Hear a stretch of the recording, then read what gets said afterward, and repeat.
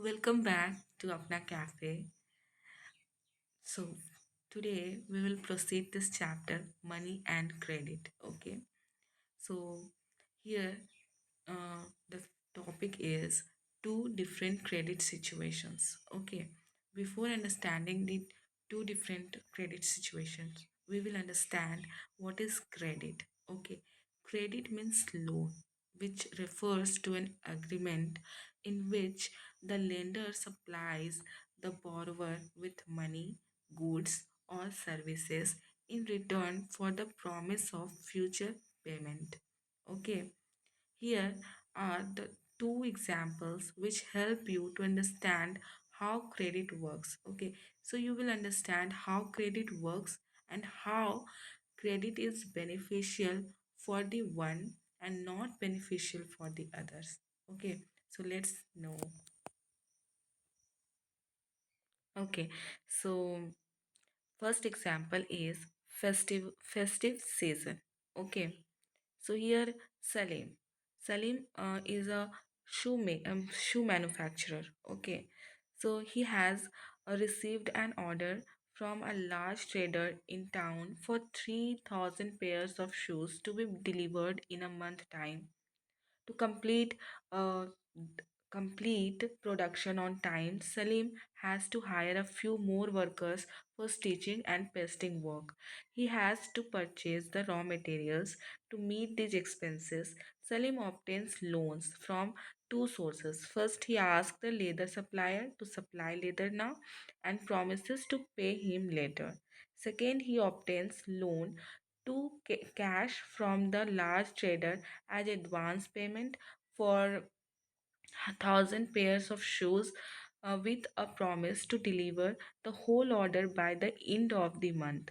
At the end of the month, Salim is able to deliver the order, make a good profit, and repay the money that he had borrowed. Okay, so in this situation, credit plays a vital and positive role, right? So, next example is Swapna's problem. Okay, so here's Swapna, a small farmer, grows groundnut on her 3 acres of land. She takes a loan from the moneylender to meet the expenses of cultivation, hoping that her harvest would help repay the loan. Midway through the season, the crop is hit by pests and the crop fails. Though Swapna sprays her crops with expensive pesticides. It makes life a little uh, difference. She is unable to repay the money lender, and the debt grow over the year into a large amount.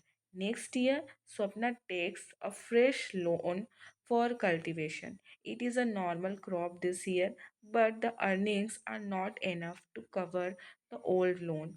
She is caught in debt. She has to sell a part of land to pay off the debt. So in this case, we saw that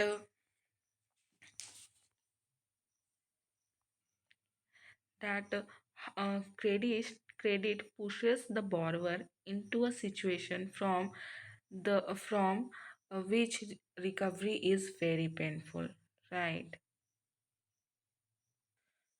So we have understand that that two examples how different from each other. One is beneficial for the Salim and second one is not beneficial for Swapna. Right. Next we will understand terms of credit. Okay. So every loan agreement specifies an interest rate that the borrower must pay to the lender along with repayment of the principal. In addition, lenders also demand collateral security against loans. Okay, you if you are taking loan, you have to of course repay the loan and with interest, and also you have to keep the collateral to the lender. Okay, so here what is collateral? Collateral means security.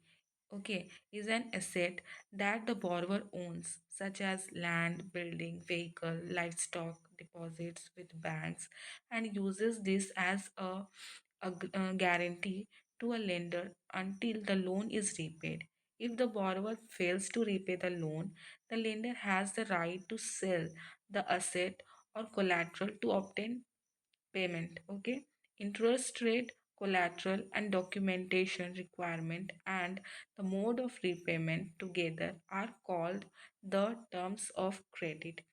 It may vary depending on the nature of the lender and the borrower. Okay, so here the important thing is terms of credit. What is terms of credit? Okay, so here interest rate, collateral, and documentation requirement.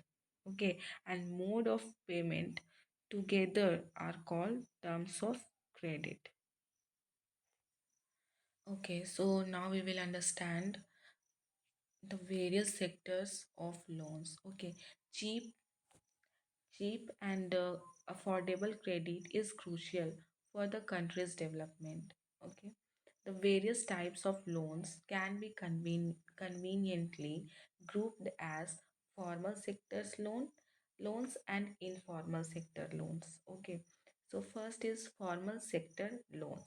There are the loans from banks and cooperatives. Okay, so banks, you know that. Okay, now what is cooperative? Cooperative is a group of people, okay, where the members of that group contribute money. If if uh, uh, if any one of them need of money need of money, that person can take the loan in a cheap and affordable interest rate. Okay, uh, next point is the Reserve Bank of India supervises the functioning of formal sources of loans. Okay, banks have to submit information to the RBI on how much they are lending to whom at what interest rate, etc. And what is informal sector loans? These are the loans from money lenders, traders, uh, employers, relatives, and friends, etc. There is no organization which supervises the credit activities of lenders in the informal sector. There is no one to stop them from using unfair means to get their money back. Formal and informal credit. The formal sector meets only about half of the total credit needs of rural people. The remaining credit needs are made from informal sources. It is important that a formal sector is distributed more equally so that the poor can benefit from cheaper loans. It is necessary that banks and cooperatives increase their lending, particularly in rural areas, so that dependence on informal sources of credit reduces, right? While the formal sector loans need to expand, it is also necessary that everyone receive these loans. So here we understand the formal and informal credit. Okay, so how we differentiate formal and informal credit. Formal credit, it is supervises by the RBI. Okay, and the interest rate of the loan is always lesser than the informal credit. And informal credit is not supervised by anyone. Okay, the money lenders, relatives, friends, uses unfair means to get the money back, and the interest rate of the credit is always greater than the formal credit. Okay, so now next is self-help groups for the poor. Okay, so we will understand that what is self-help groups for the poor. Poor poor households are still dependent on informal sources of credit because of the following reasons. Banks are not present everywhere in rural India, right? Even if banks are present, getting a loan from a bank is much more difficult as it requires proper documentation and collateral. To overcome these problems, people created self help groups, SHGs. SHGs are small groups of poor people who promote small savings among their members. A typical SHG has 15 to 20 members, usually belonging to one neighborhood, who meet and save regularly. Okay, so what are the advantage of SHG? So it helps borrowers to overcome the problem of lack of collateral. People can get timely loans for a variety of purposes and at a reasonable interest rate. SHGs are building blocks of the organization of the rural poor. It helps women women to become financially self-reliant. The regular meetings of the group provide a platform to discuss and act on a variety of social issues such as health, nutrition, domestic violence, etc. So here you have seen that how SHG means self-help groups works. Okay, you can say like Mahila Mandal. Okay, so it's very easy. Okay, it's now completed. So we have studied what? Money as a medium of exchange, right?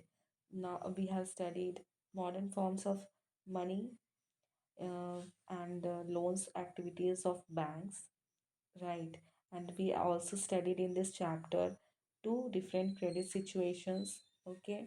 Terms of credit. What are the terms of credit? We have understand what is collateral.